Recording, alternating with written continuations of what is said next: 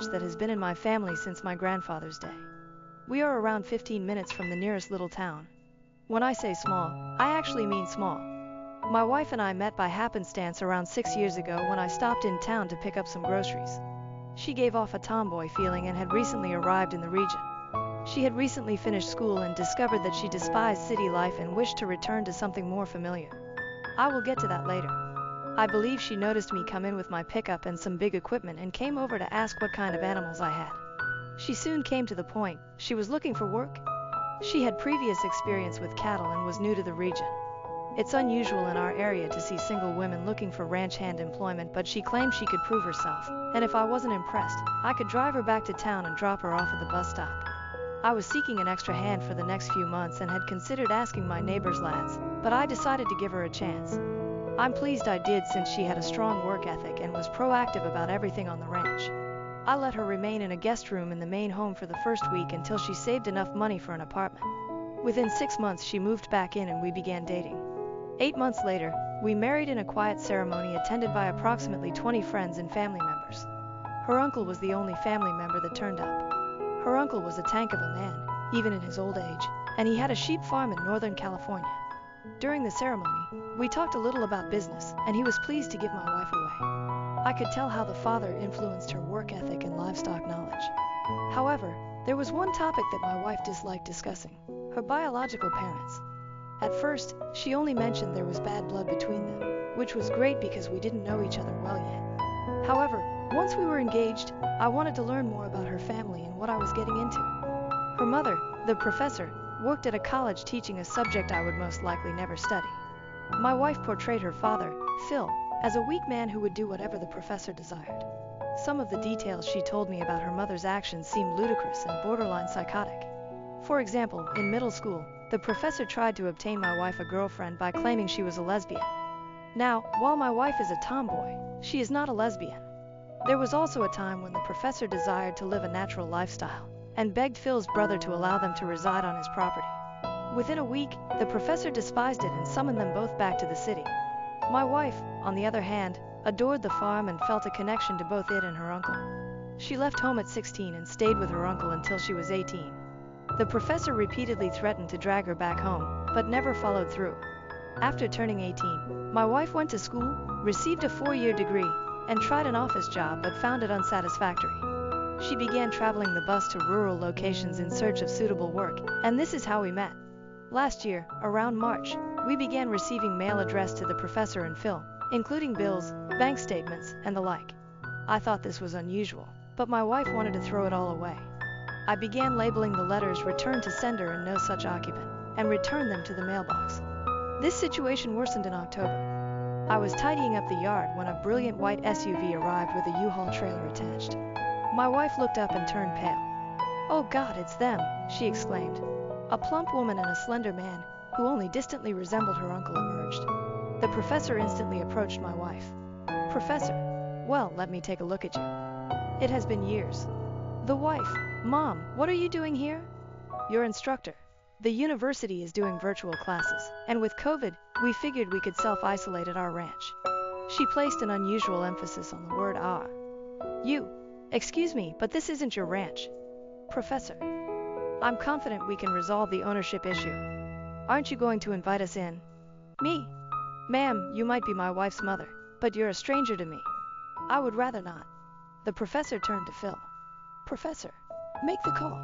Phil immediately called the cops and began constructing a story about us refusing to let them into the house that they co-owned. I couldn't believe what I was hearing. It was insanely twisted. Fortunately, as I indicated earlier, it is a small town. The sheriff approached, and it was someone I had known for most of my life. The sheriff exemplifies the ethos of a small-town constable. He strives to be a peacemaker and peacekeeper first and foremost. He was also aware that the land had been in my family for 3 generations. "Sheriff, please explain. What's this I hear about you selling half your ranch, Duke?" "Me? I did not. These are my wife's parents, and they believe they have a legal claim to my land." "Professor, not think? We have lived here since February. With tenant laws, that means..." "Sheriff, you know. Funny, I don't remember you in town." That quieted the professor for a moment, but then she delved into her purse and drew out a stack of mail, mostly bills and bank statements with our ranch's address on them. Professor, then how do you explain these? The sheriff took the letters and examined them. Sheriff, you're welcome. Ma'am, these are all marked return to sender. The professor became desperate. Professor, please, I have not seen my daughter in years. I just want to make sure she is okay. Surely, you can see that she pointed at me, controls her every move. The sheriff rolled his eyes and approached to speak with my wife and me again. He enjoys resolving interpersonal conflicts, but he had never experienced such craziness. Sheriff, you might want to invite them in for coffee and chat for a few minutes. They're your parents. My spouse? If you leave them here, you'll just have to come back in 5 minutes to handle an assault. Sheriff, you can't mean that. They're your family. Look, I'm just heading up the road. Invite them in and talk to them. Wife's eyes flashed with rage. Your wife asked, does this mean you're going to invite your cousin Aaron to Thanksgiving? Aaron, the sheriff's cousin, was now serving an 8-year sentence for a variety of felonies. The sheriff's entire family regarded him a source of disgrace. The sheriff's expression changed after he made that statement. He gave my wife a look like, that bad, huh? And she simply nodded. The sheriff turned back to face the professor and Phil. Sheriff, okay, they don't want you here. It's best if you don't come back. The two protested briefly before piling back into the SUV and driving away, with the sheriff following behind to verify they were completely off the property. This was my first meeting with the professor and Phil, and it left a lasting impression. Previously, I described how my wife's mother, the professor, made an unusual attempt to grab control of our property back in October. Things became crazier in December. Keep in mind that we reside in a little village approximately an hour from a major city, so we're not completely isolated. Our ranch is approximately 15 minutes from town via farm road. To give you the lay of the land, I stopped in town to grab some supplies, and by the time I finished packing up the truck, the professor tapped me on the shoulder. This time, she truly acted friendly. I decided to be curt. She literally begged me to listen to her for 5 minutes at the neighborhood cafe. I didn't want to set up a scene on Main Street, so I agreed. We sat down, and the lecturer began speaking. She claimed that my wife was always unsure of who she was, and that the professor and Phil only had her best interests in mind. I didn't want to rant or make charges. I was just waiting for the talk to end. Then she explained, your wife saw you coming and wedged herself into my life. I pushed back. I stated that I felt blessed to have her in my life. Professor, what do you mean blessed? Me? Pardon? Professor, you just said blessed. I put my head in my hands and wished it was over. Everyone in the cafe stared at the two of us. With her final sentence, the lecturer projected her voice. My response was, ma'am, if you're trying to win me over, I suggest you stop using vinegar. She huffed at the phrase but then became friendly again. She reached into her purse and took out a flash drive, laying it on the table between us. Professor. Okay, that's all the proof you need. Take a peek, and I guarantee you'll discover the truth. I was dying within, not just from shame, but also from the manner my mother-in-law behaved in front of individuals with whom I do business on a regular basis. They would certainly want to know what had transpired. Like I stated, it's a little town. I took the flash drive and fled. I returned to the property, where my wife was waiting. She could tell something had happened in town by the pissed-off expression on my face. I recounted what had happened while holding up the flash drive. My wife was baffled by it. I wasn't about to plug it into a computer we use on a regular basis, so I hunted through a closet for an old Dell laptop that hadn't been turned on in ages. We charged it, turned it on, and blocked the Wi-Fi, my wife's suggestion. We plugged the flash drive in and discovered heaps of PDFs. I'm still not sure how to convey what was within. It looked like a journal, a college article, or a thesis research, with my wife as the topic. I'm not sure what the aim was, or what the professor was testing on her own flesh and blood. It described her first experiences with toy dump trucks as a child, as well as dressed in overalls during their brief stay with her uncle, all of which were chilly, disconnected and, as my wife described it, clinical. My wife was referred to as the subject throughout. It was odd, and I'm still unsure what the point was. My wife was outraged by the PDFs and urged us to burn the drive, which we did in the fire pit. That was the last time we heard from the professor, but my wife believes more will come. First and foremost, I want to mention that my wife is doing well. She's amused rather than terrified or furious, yet I can tell when she feels the need to be protected. We placed a new camera directed straight at the gate, which I'm keeping locked. I noted in the comments that we had a FaceTime contact with my wife's uncle last night to see if we could gain any additional information. Her uncle initially provided brief responses, such as, "Yeah, sounds like her," and "sounds about right." He's a don't speak ill of others type of chap. When I told him about the strange play for the ranch, he eventually revealed additional facts. Whoever predicted she'd do this before with his sheep farm gets a gold star. He stated that the professor was a major reason why he and Phil no longer speak. My wife's uncle's sheep farm was part of a much larger property owned by her grandfather. The grandfather had 3 children, 2 sons and 1 daughter. The daughter relocated to the East Coast and worked in a high-paying executive position. She is nearing retirement and was the oldest of the siblings. When the grandfather passed away, he divided his property into 3 portions. His daughter gave her half to the uncle for nearly nothing because she did not desire rural property and understood her uncle wanted to keep the farm running. The other son, Phil, retained ownership but granted uncle permission to use it. That was until Phil decided to attend an expensive university and sold his portion of the land to uncle for a good price. Uncle was able to maintain all of grandfather's land intact. Phil dated the professor during his undergraduate years and eventually married her. Uncle only heard bits and pieces because Phil only called around Thanksgiving and birthdays. That was it for many years. A few years later, the professor was in what uncle described as a hipster phase when he learned about the farm. She didn't just show up, Phil asked first. Phil understood rural life, but the professor did not. Uncle portrayed the professor's ideal farm life as waking up to a kale smoothie, digging beets for lunch, and spending the rest of the day in the sun. If you live on a farm or ranch, you know there are plenty of everyday duties. Uncle's farm was largely a sheep farm, but they also had a vegetable garden and a small orchard, which provided enough of work. Uncle went easy on the professor, assigning her only a few tasks such as pruning dead vines in the garden and airing the compost. She took it as an agony. She nearly devastated Uncle's tomato crop that year, forcing him to redo the compost every evening. But the way she grumbled, you'd think she was looking after the entire orchard and all the sheep. She disliked manual labor, but was strangely drawn to the concept of a farm. In my experience, joy cannot exist without pain. My wife, on the other hand, took to it right away. She enjoyed checking fences, maintaining the flock, distributing feed, and working in the vegetable garden. Uncle mentioned that they had a local butcher who came by on occasion to take a couple lambs, depending on price and demand. The butcher paid the professor a visit once when he was on the farm. The butcher was a black man, which Uncle didn't bother or care about, but the professor made a big deal of welcoming him by shaking his hand and spoke in a sing-song, high-pitched tone. Uncle thought this was weird, so he mentioned it to us. The professor desired the farm but did not want to work it. She wanted to own it on paper and have Uncle and her husband manage it. She even persuaded her husband to fight the sale he had made with Uncle a few years before, in order to gain partial ownership.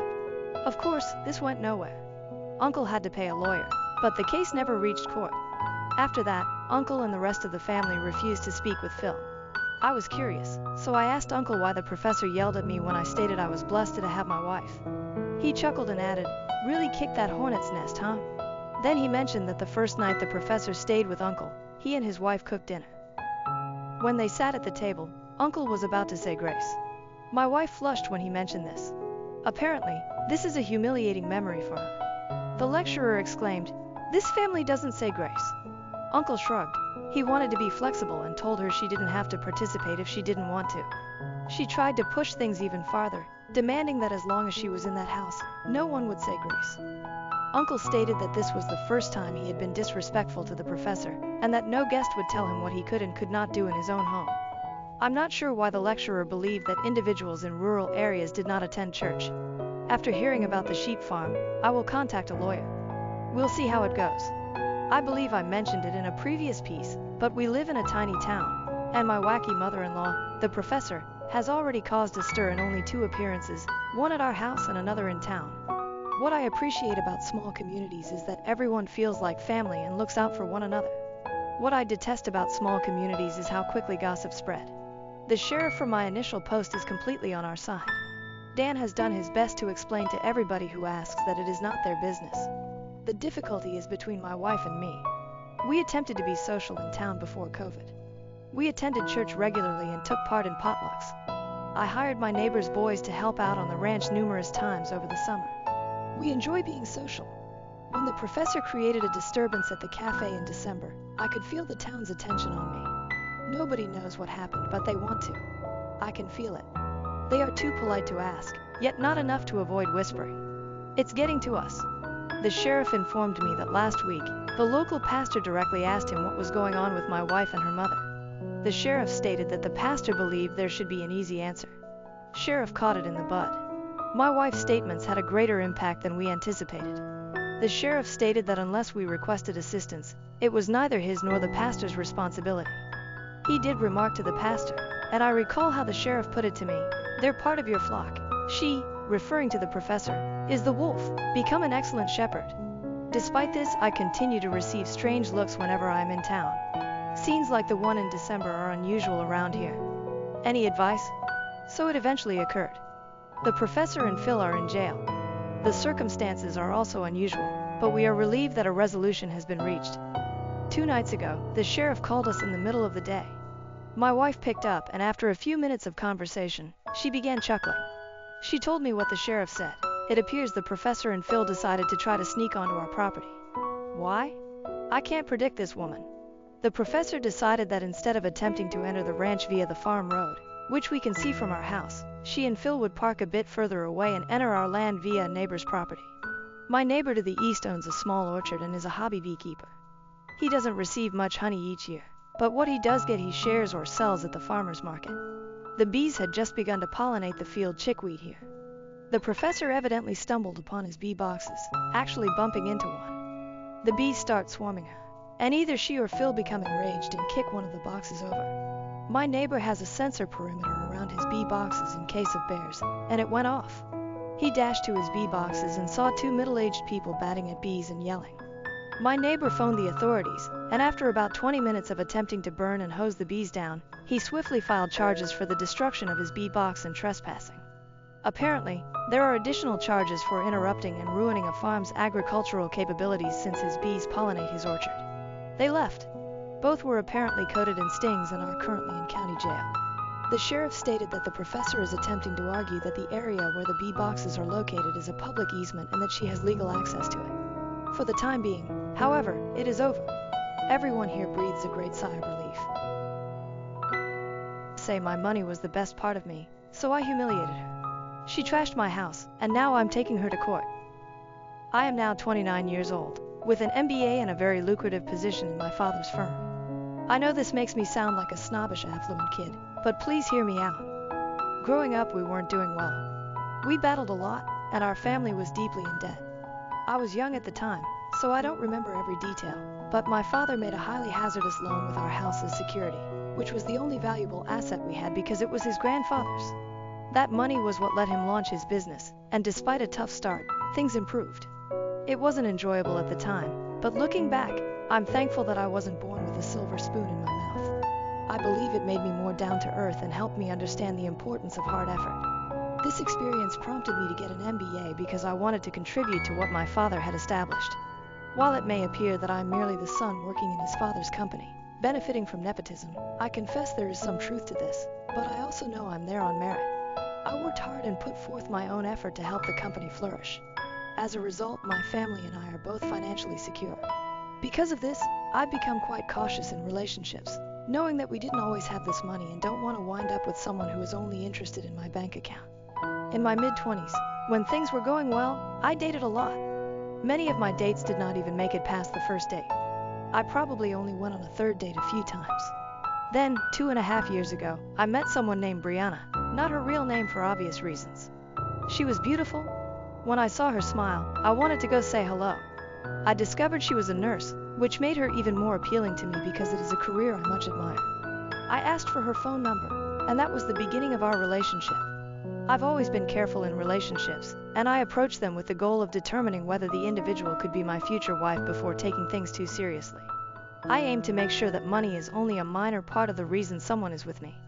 I don't want somebody to be with me based only on the fact that I'm attractive. Brianna did not exhibit any gold-digging activity that I noticed. She was intelligent, witty, and brought everything I desired to the table. So 2 years after we met, I proposed to her, and she accepted.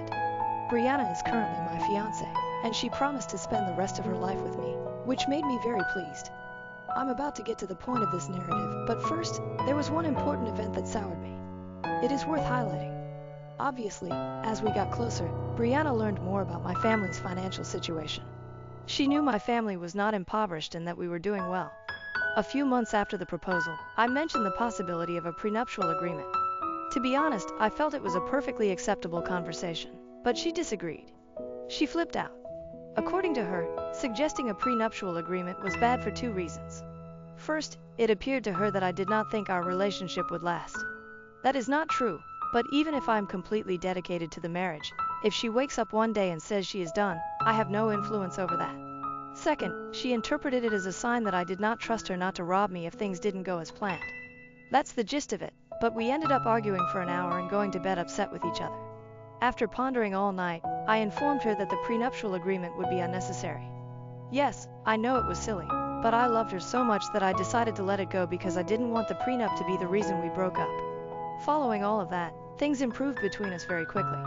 Now, I truly need third parties to tell me what to do. One of my fiancé's colleagues was holding a barbecue, and she encouraged me to join them. I decided it would be a wonderful opportunity for me to meet some of the people she worked with, as she referenced them constantly. When I arrived, everyone was friendly, and I had a terrific time. To be honest, I met several of the nurses that worked with her on most shifts. At one point, I was outdoors talking with a fellow about sports and investments. I knew she was inside conversing with her pals, and that was okay. When I realized I wanted to use the restroom, I returned to the house via the back door. I'm not sure how to describe it, but the back entrance led to a hallway that terminated in the living room. Standing at the rear door, you couldn't see anyone seated in the living room until you turned the corner. As I was headed to the bathroom, I heard my fiancé's voice among others, and it was evident from the first sentence that I was the subject of talk. It began with them discussing how well I dress, which naturally led to how pricey my clothing is. Then my money showed up. The girls were chirping and smiling as they discussed how fortunate she was to have found someone with money. Then I heard my fiancé say something that hit me hard. He has a lot of money, and honestly, his money is the best part of him by far. This was followed by more giggling and laughter. She even said, he asked for a prenup. I said no, of course, I need to be able to pay out if things go south. More laughter followed. At that point, I walked back out of the house. I honestly did not need to use the restroom anymore.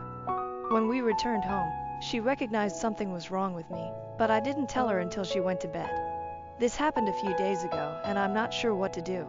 She's a wonderful person, and I adore her, but I'm having a struggle with myself about whether I should dismiss it as dumb girl talk that went too far, or if it's worth canceling everything we've planned for the wedding and kicking her out of the house. I honestly don't know what to do. My mind is telling me to stop things since this is exactly what I didn't want. Someone who values my money too highly. She was the perfect lady for me just a few days ago, and I hate how quickly things changed. My heart is asking me to talk about it, but I can't figure out why. I would appreciate any and all advice. Edit 1. Many people believe that I should not have compromised on the prenuptial agreement and should have stopped things right there. Many of you expressed it in overly harsh ways, but I have strong skin. If I had the chance again, I might not have done things differently, but I agree that I would give someone else the same counsel that many of you are giving me here. I should have remained firm on the prenup since, even if I decide to stay with her, the comment I overheard emphasizes how essential a prenup is to her. Edit 2. I'm inclined to agree with people who think I should terminate things now rather than take a chance with someone who has demonstrated that my money is his major concern. The only issue is, I believe the best case scenario is that we revisit the prenuptial agreement. I know it would protect me, but it wouldn't necessarily change her attitude toward my money. But isn't it natural for someone to appreciate that their partner has a nice income? Edit 3. Okay, I've had a lot of sense instilled in me. I will still bring up the prenup to see what she says, but I am ready to terminate things. I adore Brianna, therefore it's difficult for me to let her go. I want to know if I gave things a chance. Update. Here's the update that I know many of you have been waiting for. The story about my fiancé, who I overheard telling her friends that my money was the best part of me, has concluded, and I am overjoyed with how things turned out. The first thing I needed to do was speak with Brianna again about the prenup. I believe it was about a week after we returned from the cookout that I told her to sit down for a discussion. When I informed her we wanted to talk about the prenup again, she blew up, like she had the last time. It got even worse the second time around. She complained about how it showed I didn't trust her and wasn't rooting for the relationship to succeed. I attempted to explain that it was about defending my father's hard work. I own a substantial portion of his company, rather than protecting myself. But she wouldn't have it. She kept yelling, and I tried everything I could to persuade her of my point, but nothing worked. I asked her if she would marry me if the prenup was a requirement. She didn't ponder long before announcing that she would seriously examine our future together. At that time, I realized I couldn't win her over. I informed her that after the first time, I was willing to drop the prenup, so I asked her to guess why I was bringing it up again. She was obviously bewildered, so I promised her I'd help her figure it out. I asked her to recall a conversation she had with her nursing colleagues at a friend's cookout. It was all she said. "We talked about so many things, I don't know what you're talking about." I responded, "You don't recall smiling and joking with your pals, claiming that my money was the nicest part of me. You don't remember telling them you couldn't sign a prenup because you wouldn't get the cash if we divorced." At that point, it was evident she remembered what I was saying because she began to quiver and appear incredibly anxious. I waited for her to affirm or reject what I had stated, but she did not respond. I pushed her to talk, but she only stared at me, her hands trembling. I'm not sure why, but that made me giggle, and it appeared to set her off. She started crying and wailing without responding to anything I had said. At that moment, I was frustrated that she had nothing to say, and I expected a response from her. So I told her that the wedding was no longer going to happen. She slumped on the ground, muttering please, through tears and sniffles. I stood up, went into our room, locked the door, and went to bed. The following morning, she was waiting for me. She didn't appear like she had slept all night. When she saw me, she approached me and was extremely friendly, but I shook her off. She attempted to explain the context of what I had overheard, stating she was simply trying to fit into the Gossip Girl ambiance and did not mean what she had said. She accused her friends and colleagues of being terrible influences. She argued that my money was not the reason she fell in love with me. I thought it might be true at first, but I had the impression that she had grown to adore the money. She claimed she would sign the prenup and that it would not be an issue for her. Even with that, I didn't know what to say to her. I took her hand, looked her in the eye compassionately, and carefully removed the engagement ring from her finger. I had paid a lot of money for that ring, and I didn't want it to end up in her hands. That hit a nerve. She began crying, but quickly switched to cussing me out. She branded me ugly, unattractive, with a little penis, and even queer. She stated she slept with a man she met at a bar simply because she felt like it. I'm not sure if I believe that part, but it really doesn't matter anymore. She stated my money was the one thing she liked about me and she wished she could have milked me for more. She threw every insult she could think of at me, and I eventually started giggling. That's when she started throwing stuff at me.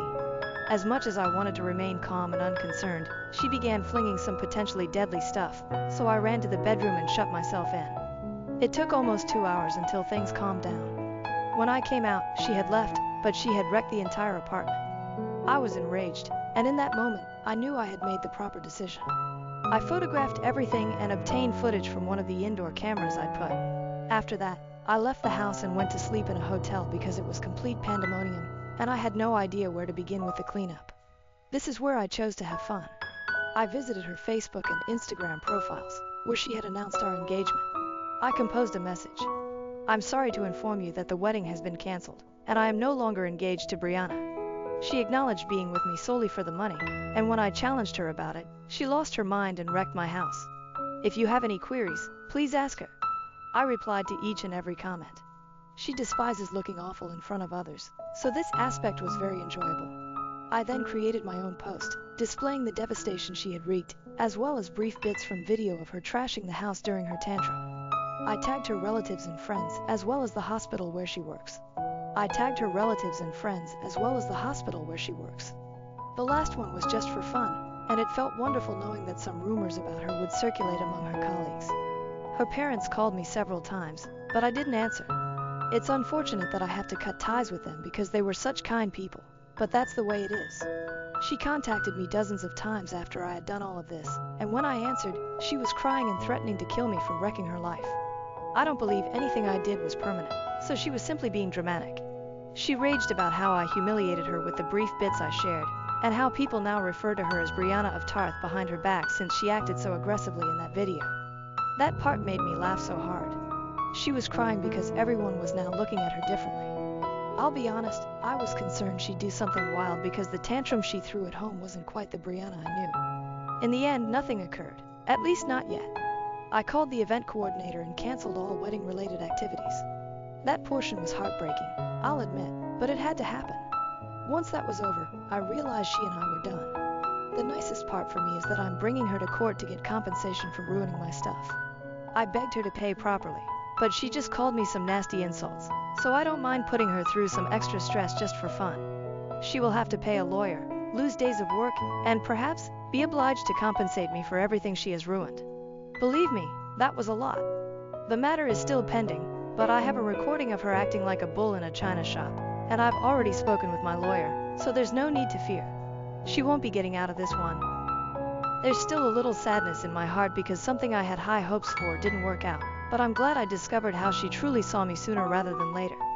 I'd rather be in pain right now than in much worse pain later. Anyway, a huge thank you to everyone who helped me out, especially with my prior post. I will read all of your comments here, so please let me know what you think of how I responded to her. Brief update. Oh, and a little update for anyone reading this thread. I was awarded $987 for everything she ruined in my flat, including hotel bills because I couldn't remain there and professional cleaning fees because the place was a complete disaster. I had a tremendous smile on my face because I was getting money from her after we split up. I guess she should have asked for a prenup. After kicking me out for my golden child half-brother, 6 months later, Dad now wants me to lie to cover up his crime or they'll go to jail. I, male, 18, turned 18 approximately 4 months ago, and my father kicked me out 6 months ago after my jerk half-brother Derek, 24 wanted to go back home. He didn't want to rent a place like a normal person, so he chose to live with my father. Derek is my father's kid from his first relationship, but Derek's mother and father split up soon after he was born, so they didn't have much of a relationship after that.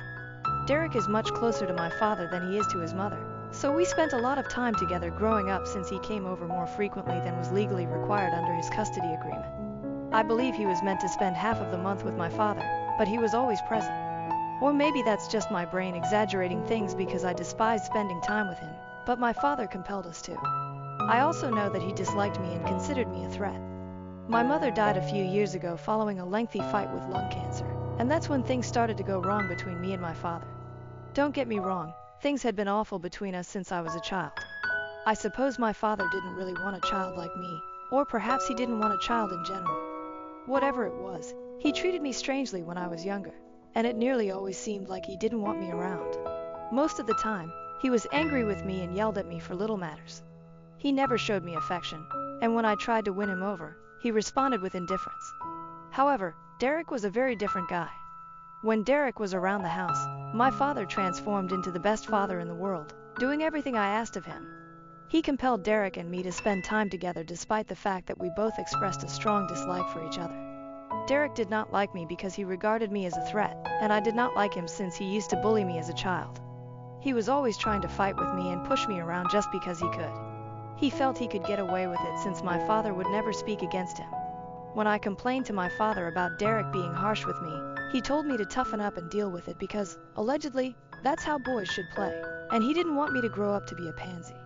I assumed it was what my father expected of me, so I gradually learned to swallow my pride and accept it. I would never fight back because I didn't want to upset my father, and I knew fighting with Derek was a definite way to get shouted at. It didn't matter whether Derek was screwing things up for me. Whenever I battled with him, I was always in the wrong. My father didn't care about the story. Whatever happened, I was always the bad person. It was clear that my father had a favorite, and it wasn't me, not even for a second. He didn't think it was weird that Derek was picking on me, even though I was 6 years younger than him. Derek gradually modified his techniques of bullying me. When he began high school, he shifted to tormenting me with his pals because physically striking me was no longer effective as we grew older. Before that, school had been my safe haven because I was still in elementary school while he was in middle school, and we were in different buildings, so he couldn't reach me there. But after I started middle school, we were in the same building, and he and his cronies ganged up on me, constantly making fun of me. They even propagated malicious falsehoods about me, such as suggesting I was mentally handicapped. All the seniors recognized me as Derek's dumb younger brother. I'm not even kidding, that's what they used to call me. They would even call me slurs, which made things very tough for me. When kids approach middle school, they become more concerned with their reputation, so even my elementary school pals would no longer speak to me since I wasn't cool enough to hang out with them. It wasn't until Derek graduated that I got the school all to myself and could exist peacefully. I had a couple of friends, but most people just believed them, and I let them get away with it because I was so tired of fighting all the time that I couldn't bear to dispute. Things at home were exactly as horrible as they had always been since Derek and my father would never miss a chance to throw me down and make me feel like an idiot. The funniest thing was that I wasn't even an idiot. I received decent marks and excelled in science and other topics, but my father and Derek didn't care. Derek was a football player, but he was also a good student. You can imagine how difficult things must have been for me at home. Derek was everything I was not. Athletic, academically gifted, and exactly the kind of kid my father had always desired. On the other hand, there was me, who was completely average. They never failed to remind me of how insignificant and mediocre I was. My mother attempted to protect me most of the time, but my father was a real sweet talker, and he would convince her that what they said was just for fun and didn't mean anything. My mother, who was normally nice and sweet, was deeply in love with my father and never saw him for who he truly was. She did her best to protect me, and I admired her efforts, but it wasn't enough.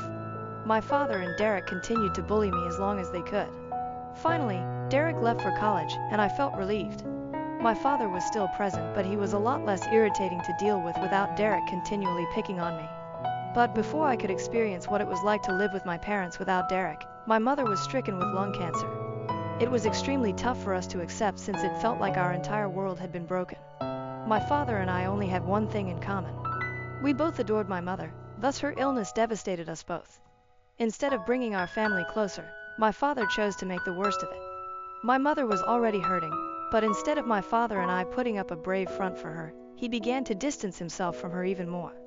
Previously, he would at least speak to me, even if only to mock me, but following my mother's illness, he stopped doing that and began pretending I didn't exist at all.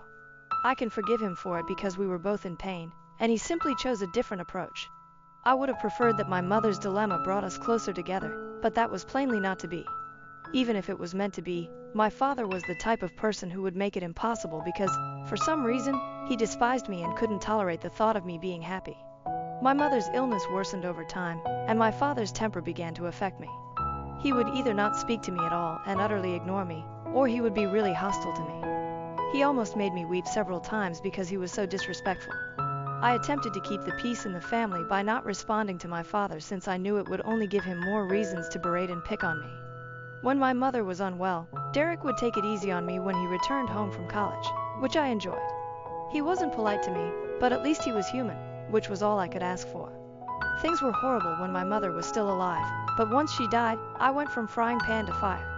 Things were very quiet around the house for the first few months after my mother passed away. That meant I'd do all of the labor while my father stayed unresponsive. He was functional. He went to work, came home and ate dinner, but nothing else. I was concerned for him and phoned my grandparents several times, telling them that I suspected my father was depressed, but they did not take me seriously. They either didn't care enough about their son to check on him after the funeral, or they detested me as much as my father and refused to do what I asked. After a few months, my father began to return to his old self. Unfortunately, it also included excessive drinking, which made me feel bad about myself again. He would continuously force me to do chores around the house, which was quite exhausting because I was not only going to school but also doing all of the housework that my mother used to do even when she was sick. My father and I were able to complete everything, but after her death, all of the duty fell to me. I couldn't even complain because if I did, my father would tell me that I wasn't bringing in any money, so this was the least I could do to stay there. It was extremely offensive, but I had nowhere else to go, so I just had to put up with it. For a long time, the only thing I looked forward to was going to college since it meant I could finally be free of my father and not have to return home. I no longer considered that place to be my home because it had stopped feeling like home to me when my mother died. I could have moved out and started living with my mother's parents when she died, but they lived a long distance away, and I still had a year of school remaining, so that was not an option. Then, a few months ago, when my father learned that his golden kid Derek would be returning home, he kicked me out. I ended up moving in with my grandparents. Derek had moved out for college a few years ago and has not returned to live with us since. After graduation, he found work and opted to stay where he was because his partner wanted to start a life away from home. Derek only came back for the holidays on occasion. He married his fiancée around 2 years ago since she was pregnant. They had just graduated and it felt like the perfect time to get married. Surprisingly, I got invited to the wedding. Derek didn't torture me for one day. My mother was also present, despite her health, and while Derek wasn't close to her, he couldn't deny that everyone liked her. Derek wasn't very close to his own mother because she was a lousy parent. Derek's mother was already in her 4th marriage at the time of his wedding, and it appeared that her major purpose in life was to be wealthy. She worked and made her own money, but it came at the expense of her connection with her kid. I suppose that explains why Derek was so attached to our father. He only had one parent who actually cared about him, and he didn't want to share that parent with me. Anyway, Derek married and had a child shortly afterwards. They had been living peacefully for the previous 2 years, but 6 months ago, for some reason, they decided to return. My father notified me about it 2 weeks before Derek was meant to arrive home. He was arrogant about it and sat me down one day to tell me I needed to find a place to live since Derek was returning. I had to give up my room. We had 3 bedrooms, so I questioned why they couldn't take the guest room. My father informed me that Derek and his wife would be living in the guest room and using my room as a nursery. It was allegedly important that I leave the house because I was about to turn 18 and become an adult. My father's insistence that I leave simply because Derek was relocating back with his family seemed unnecessary and selfish to me. I tried to argue with him, but there was no point. He had already made his decision. He gave me 2 weeks to leave, and if I didn't, he said he'd contact the cops. I'm sure there was a legal way to challenge this, but I hadn't considered it at the time. I was terrified since I didn't trust my father and knew he was perfectly capable of kicking me out without warning. I scrambled to find a place and eventually decided to move in with my grandparents. I had resisted doing so because they lived so far away and I still needed to finish school, but I had no other choice. There were only a few weeks left in high school, so I was willing to take the chance. I moved out after a few days because I did not want to be present when Derek returned home with his wife and child. My father didn't seem to care when I moved out, and he didn't even say goodbye to me on the day I packed and left with the movers. My grandparents had come all the way to pick me up in their vehicle, and they were about to get into my father, but I told them it wasn't worth the hassle.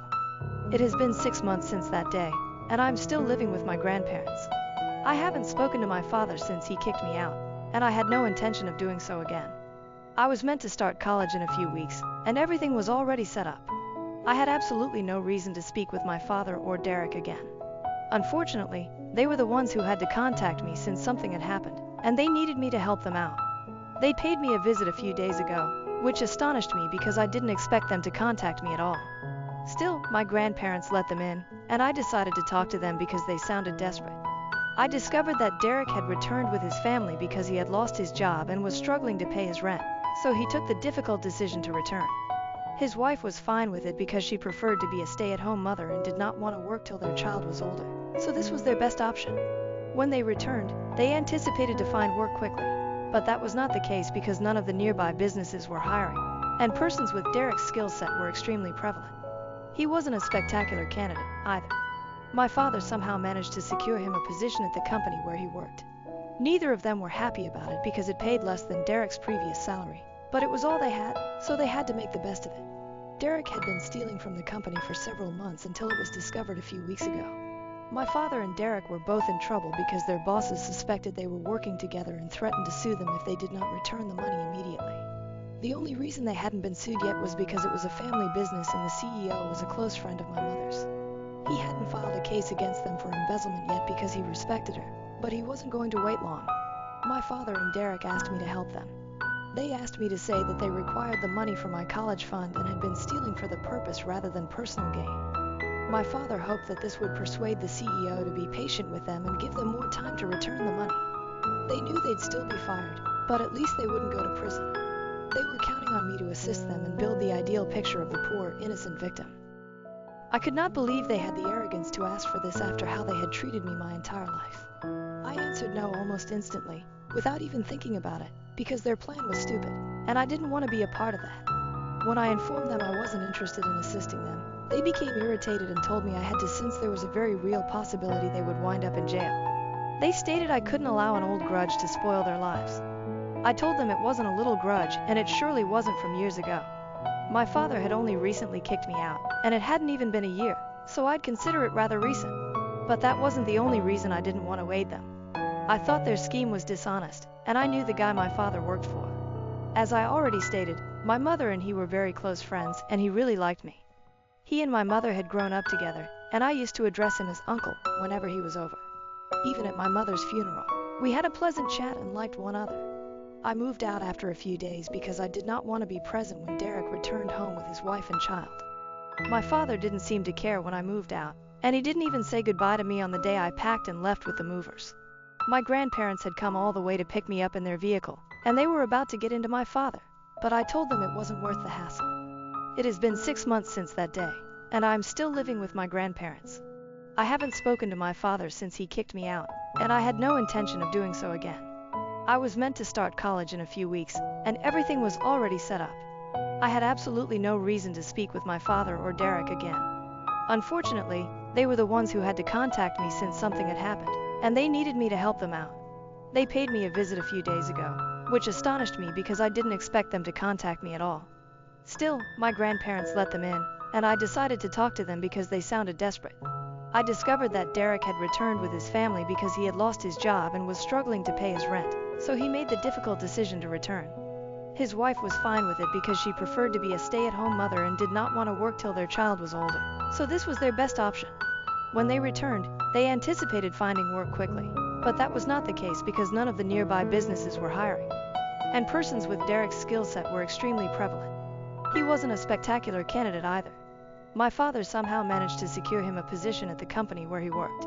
Neither of them were happy about it because it paid less than Derek's previous salary, but it was all they had, so they had to make the best of it. Derek had been stealing from the company for several months until it was discovered a few weeks ago. My father and Derek were both in trouble because their bosses suspected they were working together and threatened to sue them if they did not return the money immediately. The only reason they hadn't been sued yet was because it was a family business and the CEO was a close friend of my mother's. He hadn't filed a case against them for embezzlement yet because he respected her, but he wasn't going to wait long. My father and Derek asked me to help them. They asked me to say that they required the money for my college fund and had been stealing for that purpose rather than personal gain. My father hoped that this would persuade the CEO to be patient with them and give them more time to return the money. They knew they'd still be fired, but at least they wouldn't go to prison. They were counting on me to assist them and build the ideal picture of the poor, innocent victim. I could not believe they had the arrogance to ask for this after how they had treated me my entire life. I answered no almost instantly, without even thinking about it, because their plan was stupid, and I didn't want to be a part of that. When I informed them I wasn't interested in assisting them, they became irritated and told me I had to since there was a very real possibility they would wind up in jail. They stated I couldn't allow an old grudge spoil their lives. I told them it wasn't a little grudge, and it surely wasn't from years ago. My father had only recently kicked me out, and it hadn't even been a year, so I'd consider it rather recent. But that wasn't the only reason I didn't want to aid them. I thought their scheme was dishonest, and I knew the guy my father worked for. As I already stated, my mother and he were very close friends, and he really liked me. He and my mother had grown up together, and I used to address him as uncle whenever he was over. Even at my mother's funeral, we had a pleasant chat and liked one another. My mother had actually told him to give my father a job at his company when he was struggling, but instead of being grateful, Derek had tried to make a joke of these people, and now my father was attempting to cover it all up by using me as a shield. I thought that was quite low, and I couldn't in good conscience be a part of it. So I informed them that it would be in their best interest to simply pay off whatever amount they had stolen rather than try to cover it up with more lies, since I was not going to side with them. They might land up in jail if they tried to deceive him again. In truth, they should have been pleased that they were given the opportunity to repay the money and avoid a lawsuit, which they would almost certainly lose. That would jeopardize their future since they would undoubtedly go to jail. They had no idea how simple things were for them right now, or how complicated things would become if they carried out their mad plan. I tried to explain it to them, but my father became enraged and refused to listen to my speech. If I wanted to help them, I would support their strategy rather than give them useless advice. So I informed him I was not going to be a part of this, and to my astonishment, my father began crying. I'd never seen anything like this before, and it made me very uneasy. He informed me that he had been banking on me because, at the end of the day, I was his son, and that no matter what had happened in the past, he would have supported me if I had been in a similar situation. He stated he expected the same from me because this was such a big matter, and he didn't want to go to prison. Derek felt the same way and urged me to help them since he knew I was popular among my mother's friends and was the only one who could help them. My mother would have made things much easier, but now that she was gone, I was the next best person to deal with it, and they relied on me. It was difficult, but I still had to decline them. I pushed them to come clean and pay back the money they owed. They were enraged and claimed that the only reason I was screwing them over was because they used to tease me when I was younger, and they were dissatisfied with how I handled things today. They departed after that, but I'm still thinking about it and the guilt is eating at me. I keep picturing them in jail, and it just doesn't seem right. At the same time, I do not want to be a part of something unlawful or immoral. It would be an insult to my mother since I would be using her friendship to manipulate a very close friend of hers. I'm terribly torn about what I should do, and time is of the key because my dad and Derek don't have forever to pay off their debt. So am I a jerk for refusing to lie and cover up for my father and half-brother, who have bullied me my whole life? Update 1. I've made a decision, and I believe I'll keep not assisting them out. Not only is it immoral and unethical, but it is also unlawful. And I refuse to be a part of it. If my father and Derek want to stay out of jail, they will have to handle this themselves. It's not like they're in mortal peril. They've been offered the opportunity to make things right, repay the money Derek stole, and get out of this without jeopardizing their image. They can choose to return all of the money and handle this themselves, so I have no cause to feel guilty. The majority of the comments here urge that I keep out of this, not just because my father and Derek were terrible people, but also because what they were doing was horrific, and I wouldn't be able to carry it on my conscience and move on as they would. We're clearly not made of the same stuff, and I wouldn't want to do something like this, which is why I've decided to keep out of it. If they contact me after this, I will block them.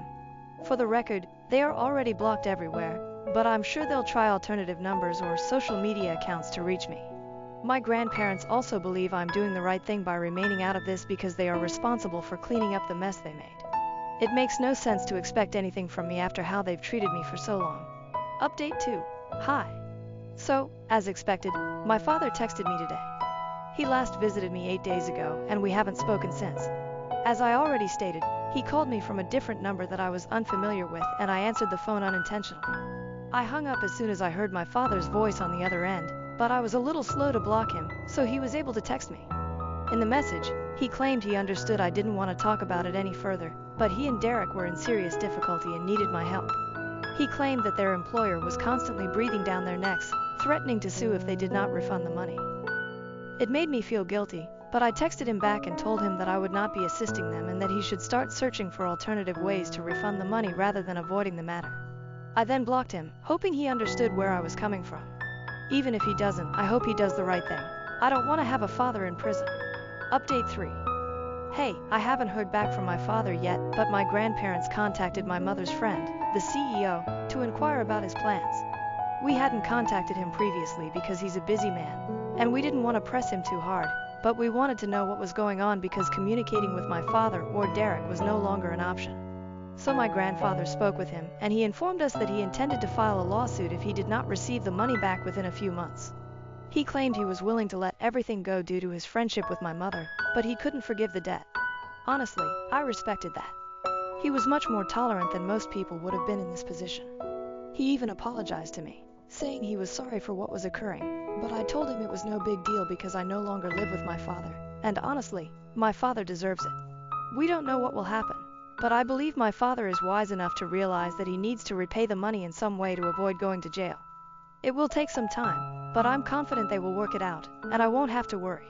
I also had a long conversation with my mother's buddy, who informed me that before she died, my mother had spoken with him and stated that if I ever wanted to intern anywhere for some fast cash or simply get a job in general, his door was always open.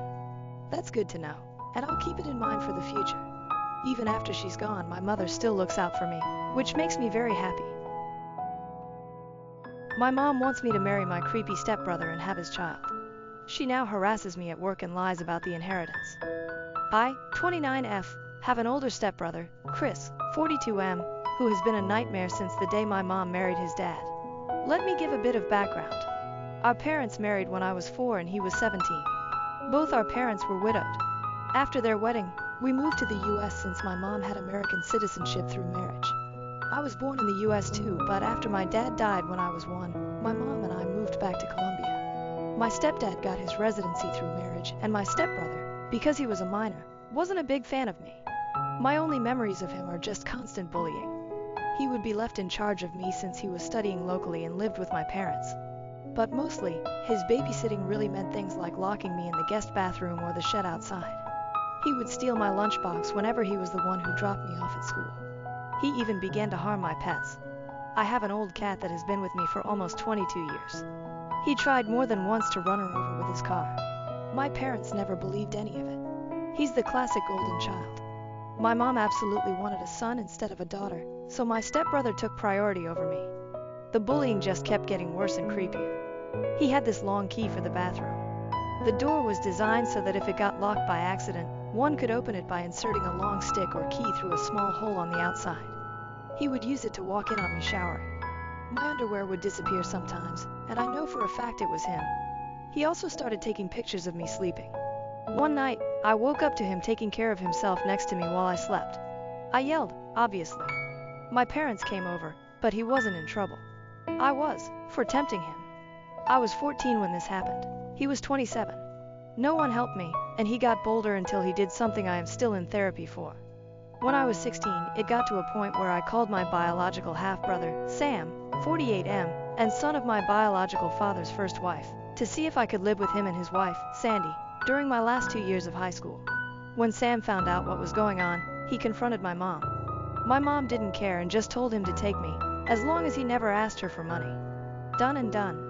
My brother and his wife became my legal guardians and took me in with my cat and the old family dog since I didn't trust leaving any living creature with Chris around. My parents never checked on me. My extended family from my father's side knew what happened and immediately got together to ensure I could finish school well and go to college. I don't know my maternal family at all.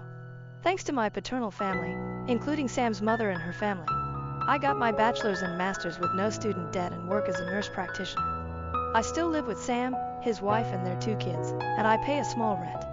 Neither Sam nor his wife expected me to pay anything, but that's the least I can do for the 2 people who have taken care of me for 13 years.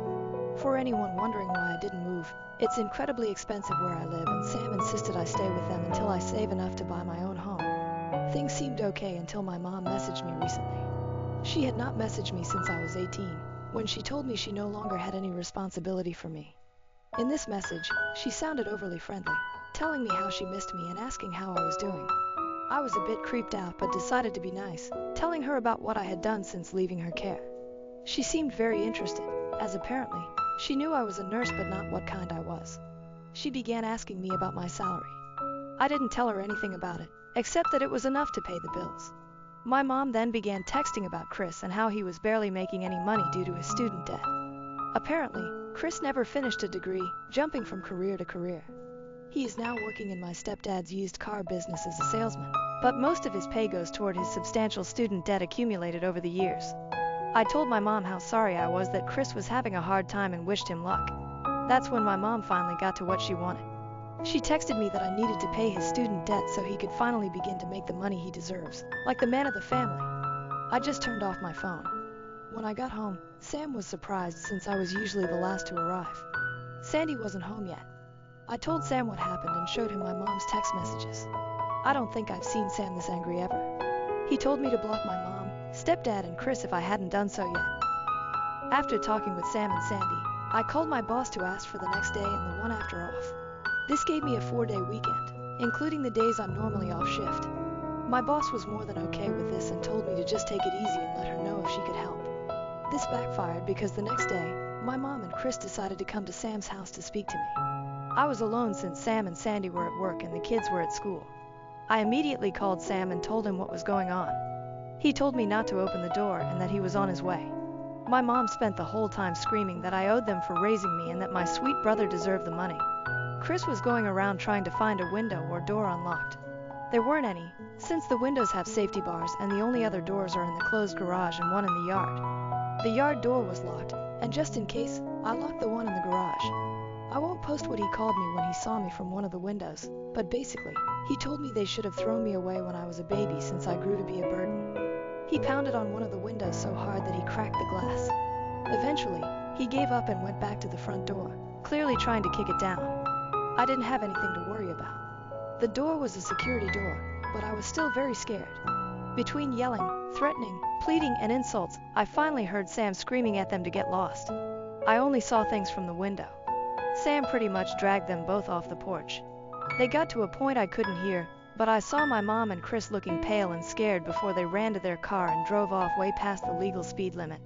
Sam came in a bit later and immediately went into full protective brother mode, asking me if I was okay. He kept saying sorry and hugging me. Sandy arrived almost immediately after and looked like she was about to commit a felony. Apparently, Sam threatened them with filing charges for what Chris did to me when I was 16. My brother's ace, my stepdad, was willing to testify against his own son. That seemed enough to get Chris off our backs, but not my mom. Since then, it's been 3 days, and my mom has sent texts, called non-stop from various numbers, and rallied a group of people who are supposedly my maternal family to harass me for money. She claims that the money should legally be hers since she's my mother, and that it's my late father's missed child support. Sam is helping me find a lawyer to get a restraining order on my mom, and I plan to take my stepdad's offer to testify by pressing charges against Chris. I can't say I can forgive him for not stopping his son, but I appreciate that he's at least trying. I don't know the details, but Chris did something to a relative of his dad, and since then, they had a really bad fallout. I took my boss's offer and will be on vacation for a few more days. But here it is. My vacation days are getting eaten up and my therapist might need a therapist after this. Thankfully, my dark sense of humor and supportive paternal family are keeping me somewhat sane. Update. I didn't think I would be making an update so soon, but my mother is unrelenting. To the people who were so kind and gave me advice earlier, thank you so much. It really helps to have people show kindness in difficult days. I followed the advice to freeze my credit and will be getting a new phone for personal use. I'll have to keep my old phone for work for a little while. Now, to update on the situation, we are going through with pressing charges and might pursue a civil lawsuit for 2 years of child support my mother owes. We are not sure yet of our chances, but my brother wants to go scorched earth. As for my mother, she began a new campaign. She's been posting false accusations about me, accusing my stepbrother Chris of sexual assault. She's also been accusing me of being a temptress who tried for years to sleep with my brother. She even got a few relatives, who I just found out are my aunts, to join in, claiming they were witnesses. I have never met these women in my life. My stepfather actually commented on her post, saying my mom was lying and accusing his own son of being a pedophile. That's how I found out about the big fallout between them. My stepbrother apparently went after one of my stepfather's nieces. I don't know the girl's age, but she has to be about my age if I'm thinking of the right person. If not, she's younger than me. A lot of my biological father's relatives have also taken to social media to call out my mother, saying she had always claimed she was an orphan and had no family, while now she suddenly has 3 sisters. It's a mess. I'm just watching for now and being a stay-at-home aunt. My nephews love it since we go out for crazy shenanigans after they finish their homework. My boss has helped me with some paperwork for a leave of absence, and I should be off for about 6 weeks. After that, I'll be mostly working from home for a few weeks. It's not the greatest update, and to be sincere, things are not fun, but it's nice to spend time with the kiddos at least. Also, I forgot to mention this. No, my mom is not likely sleeping with or in a relationship with my stepbrother, as some people had mentioned. My mom always wanted a son, and I was a disappointment because I was born a girl. She treats my brother like he's her real son, and I think she truly loves him as a mother. She made sure to tell me how disappointing it was for her when I was born. Update 2. I hope the title is okay for the rules. I was recommended to post here but wasn't sure where to start. My mother was widowed when I was 1 year old. My biological father was much older than her. She was his second wife, with a 20+ year age difference. After that, she remarried her hometown sweetheart and adopted his 17-year-old son. My dad was American, and my mom is Colombian. I was born in the US, then we moved back to Colombia for a few years, and we returned to the US when I was 4. My whole life, my mother constantly complained about the fact that I was a girl. She would say things like, "If you were a boy, maybe we could have gotten more from your father." Or, "Girls are so useless." All I was to her was the problem child. She took my inheritance and squandered it, mostly on things for my stepbrother. Whenever she had guests, she would always introduce me and joke about how I ruined her body and wasn't even worth it since I was a girl. Most of her friends thought I had some kind of mental illness because of her lies about me being mentally behind.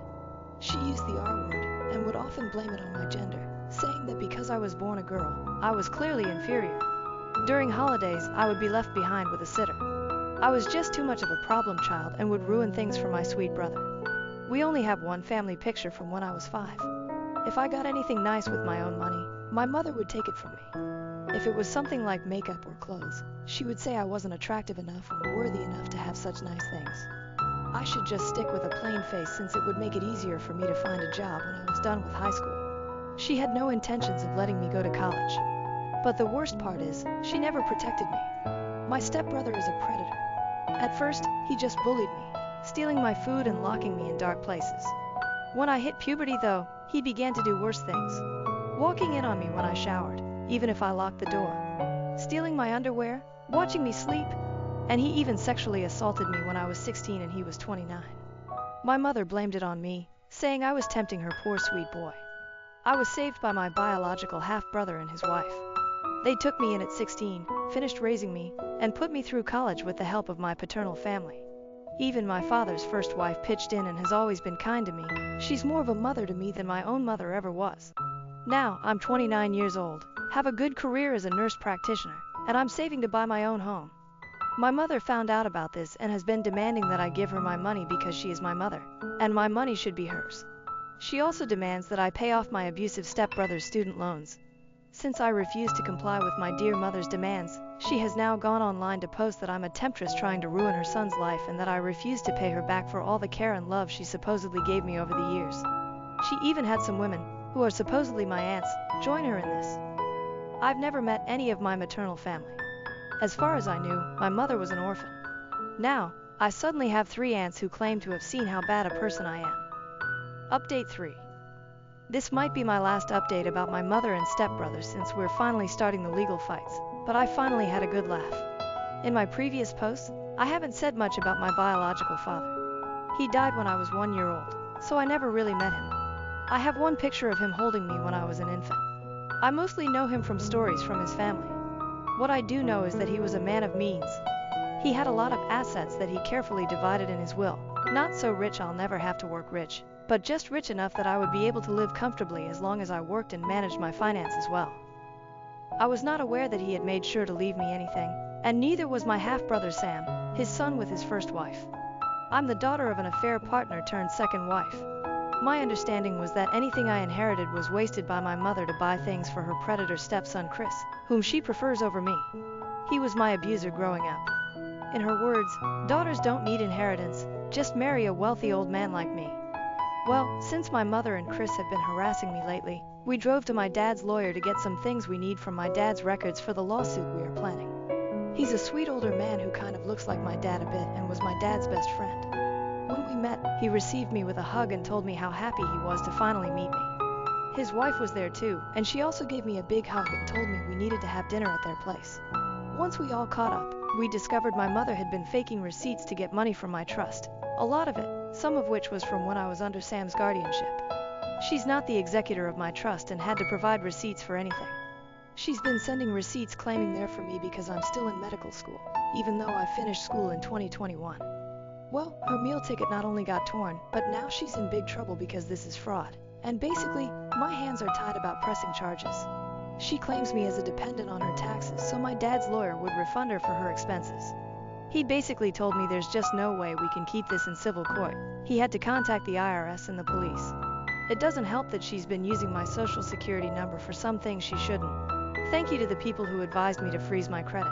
You guys saved me for sure. I probably won't be able to post for quite a while since I'm going to be incredibly busy. I'm just mentally exhausted from how much has happened. I wouldn't have done anything about my mom using my trust if she had left me alone. I wouldn't even know about it because the trust is set for me to take over with proof of marriage or graduation from college.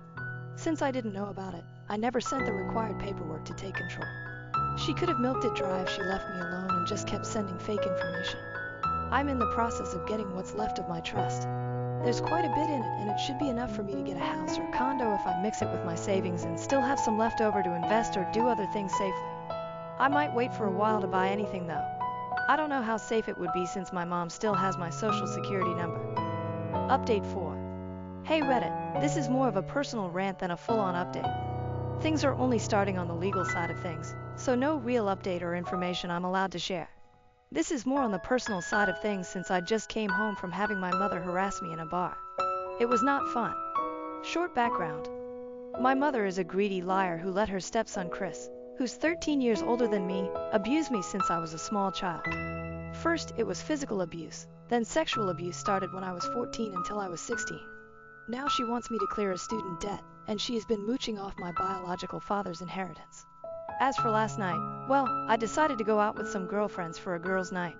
My half-brother Sam and his wife Sandy had been pushing me to go out for a while. We went to a local bar. I mostly stuck to the stools by the bar as I'm a massive introvert, but I like seeing my friends having fun. So I was simply drinking and talking to the bartender in passing. Well, my good mood was ruined when I noticed my mother, thankfully alone, walk towards me. The moment she saw me, she pretty much launched herself to hug me and began crying, saying how much she had missed me and how different I looked. I was trying really hard to get away from her, but she began causing a scene. She started begging for us to reconcile, saying that she was sorry I took my stepbrother's affection the wrong way, that they both love me and want me to live with them.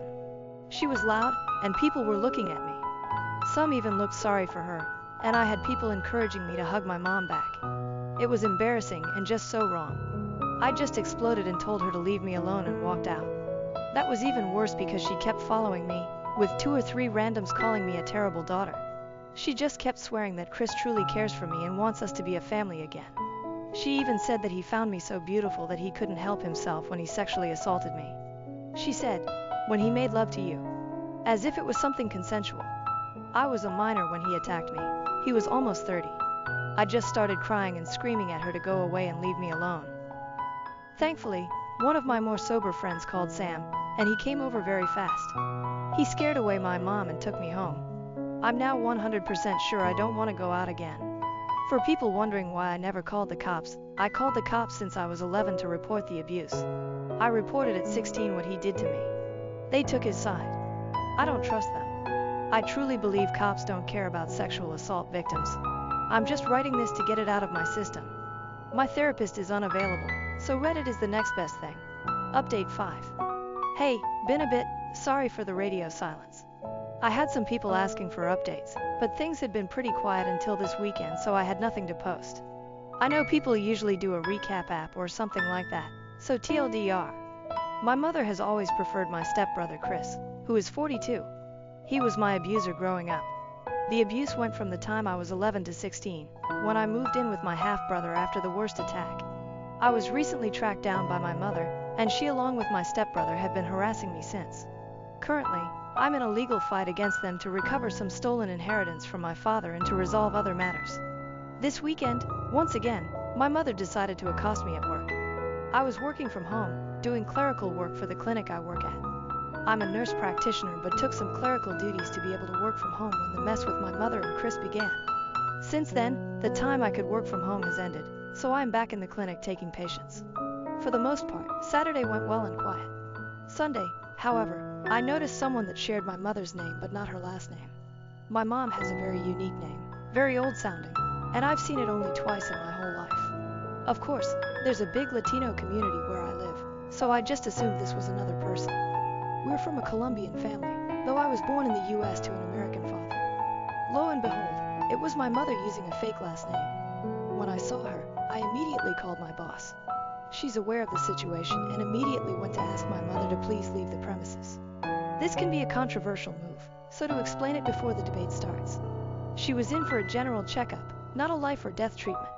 She was not denied because of protected reasons, but because I, as a member of staff, felt my life was in danger in her presence. There are a lot of other clinics with varying prices, and they are open to new patients, so she can get her checkup anywhere else. This is allowed under our state's law. If she was hyperventilating or clearly in distress, we would not have been able to ask her to leave. My mother, of course, went on a rampage demanding to be seen by me specifically. My boss, thankfully, was not intimidated and just insisted my mother had to leave or else the cops would be called.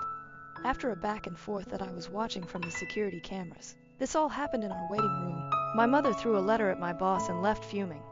She even pushed a lady that was walking in, though thankfully no one was hurt. My boss brought me the letter and told me she will make sure not to assign me any patients with my mother's first name and went to make arrangements with our front desk. I took a break and decided to read the letter, mostly to see if it was something I could use for my legal case. This is a translation to my best capabilities. My lovely daughter, it hurts me so much that you refuse to speak to me. I love you so much, and all I want is to recover the years we've lost. I only have you left from your father, whom I love dearly. I know there are a lot of misunderstandings with Chris. He loves you so much too, and I wish you would give him a chance to prove it to you. He always talked about how beautiful you are and how much he wished you two could spend more time together. He truly adores you, and I wish you would consider his feelings more. He even asked me to convince you to marry him, and I think it's a wonderful idea. Papa, your stepfather, and I are probably divorcing, and this will be the perfect solution so Chris, you and I can stay a family. He keeps going on and on about how much he wants to raise your and his baby together. Let me know when you want to go shopping for wedding dresses. I love you, my darling. Mom, I'm going to share a few personal notes here. I am unable to get pregnant. After Chris's attack, I had some medical complications that have left me unable to conceive. My mother knows about it. Chris knows about it. The cops know about it. They ruled the whole thing as consensual sex, and because I was 16, the legal age of consent, nothing was done. I showed this to my lawyer, and he added it to the compilation of things we're using for the legal case. Still no court date, and the cops don't consider my case risky enough to do the paperwork for a restraining order. I do have one officer who is taking this very seriously and has been amazing. It's just the majority who don't seem to care or have too much on their docket to give my case time. Update. I'm going to update here since it's only been 3 days and it feels dumb to make a new post. Chris has been arrested. Apparently, he kidnapped a 2-year-old baby girl, his cousin's daughter, no less. The baby was recovered safe and unharmed from what I heard. I'm glad she wasn't taken for long. Who knows what the hell he wanted to do to her. If I hear more details, I'll update.